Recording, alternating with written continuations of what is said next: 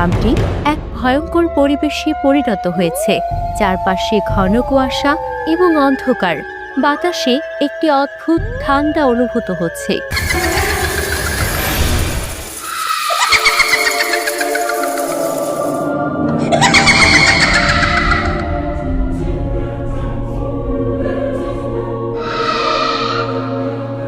তোমরা কি ভাবছো তোমরা আমাকে পরাস্ত করবে? ভয়ই আমার শক্তি, ভয়ই আমার সব। তোমরা যতই চেষ্টা করো না কেন, শেষ পর্যন্ত তোমরা আমার হাতেই আসবে। না রাক্ষসী, আমাদের এই যুদ্ধে ভয় নেই, আমরা একসাথে জয়ী হব। তুমি জানো না আমাদের মনের শক্তি কি। এই টেলিসম্যান দিয়ে তোমাকে চিরতরে বন্দি করে দেব।